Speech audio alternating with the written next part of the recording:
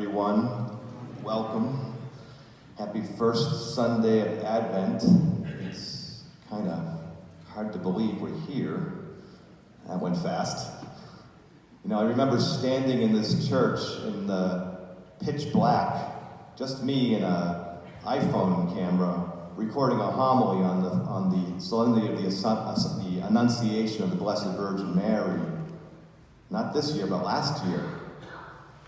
I'm talking about how we hoped, please God, that last December would have been a return to normal. But we know that didn't happen, did it? And it seems like this pandemic, this coronavirus, is just not going to go away, at least completely. Although, thanks be to God, we now have vaccines, we have these new therapies that are coming out, we have a better understanding of how to deal with it and how to live with it, that maybe we can go forward now and have some sense of normalcy. And certainly that's exciting when we think about Christmas. We just had Thanksgiving, folks gathered with their families, and it seemed like a lot of folks had a really, really wonderful and beautiful time with family and friends and loved ones. But now here we are with Christmas just around the corner. And won't that be wonderful to have maybe a little bit of a normal Christmas, both in terms of our church services and also our family gatherings. But as I thought about that this week, I thought about the danger that always comes every Advent, what the world calls the holiday season, right? But we know as Advent. And the danger is always that we're going to get caught up in all the busyness of life, all the consumerism, getting the right gifts for people, sending out the Christmas cards, getting to the parties, making sure we have enough to eat, etc., etc., etc. And while all that stuff is wonderful in and of itself, rightly ordered and rightly lived, the danger is that we forget the reason for the season, if I can be trite for a second, right? And we know that the reason for the season is the reason that we live, Jesus. And it's interesting because the church in the first couple weeks of Advent asks us to focus on the second coming of Jesus, not the first, right? I mean, Jesus is preaching today in the Gospel of Luke about his second coming and the trials and tribulations. And Jesus warns us there about being distracted. He talks about two things distracting us from that time and that place. One being the carousing, the drunkenness, kind of the partying in life, the materialism, because that can pull us away from him. And then also the anxieties of life, all those things that weigh us down in so many ways. And we all have so many things that weigh us down, whether it's a loss of a loved one, an economic dislocation, inflation, trouble in the home. All those things can weigh us down and distract us from, first and foremost, the second coming, but more relevant to this Advent, the coming of Jesus at Christmas. And so, it's a danger, right? So what are we to do? Well, I think it's this. I think in order to keep our focus on Jesus this Advent and really at all times, we need to embrace silence. Now, that's probably the most ironic statement ever uttered, given that I'm a lawyer. Silence is not my business. Is anyone I work with? Yeah.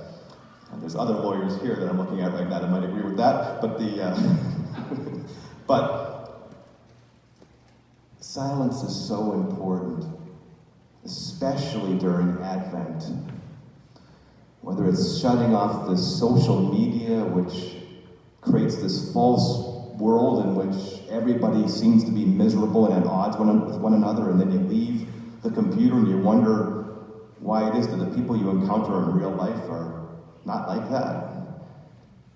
Or it's the talk radio or just the music on the radio in the car. Or it's just the running around and the pursuit of consumerism and busyness, the shopping, the going here, there, and everywhere. We need to take a moment to step back, to close the door to our room and just be with Jesus. In the car, to shut off the radio and just listen to the voice of the Lord. And most perfectly and most profoundly, I think, it's coming here, for sure during Mass, of course, but also just ducking into the church by yourself on an afternoon when you have a moment and just sitting before the tabernacle and being with the Lord. And just letting His love and His grace, His mercy, His desire for you pour over you.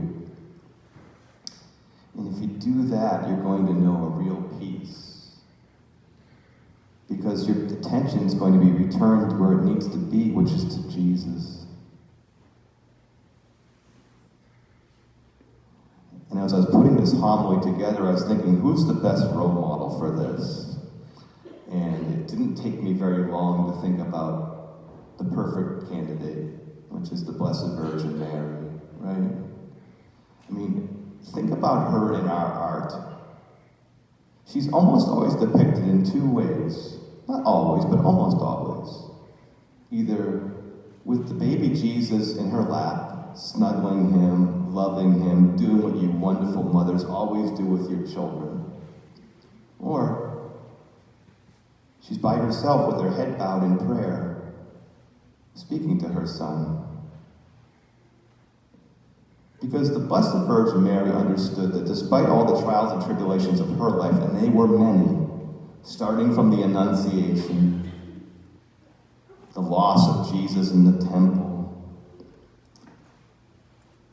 walking the road to the cross with him, taking him down from the cross, waiting for him in the upper room. Despite all of those powerful, difficult experiences that for a mother are really beyond imagining, she maintained a serenity and a calm that came from focusing completely and always on her Son. And the beauty of that was that as she drew closer to her Son, and no one was ever closer and no one will ever be closer to her Son than she is, she's able to share that peace with each of us. And she invites us to do the same. So that as we give ourselves the gift of peace, through our silent contemplation of Jesus, we can then go forward and share that peace with one another. And if we do that, we're going to help our loved ones, our family, our friends, the people we meet on the street to carry their burdens a little lighter. Because they're going to know the peace that transcends all understanding, the peace that is the greatest gift that anyone can receive this Christmas or any time. And that's the gift of Jesus.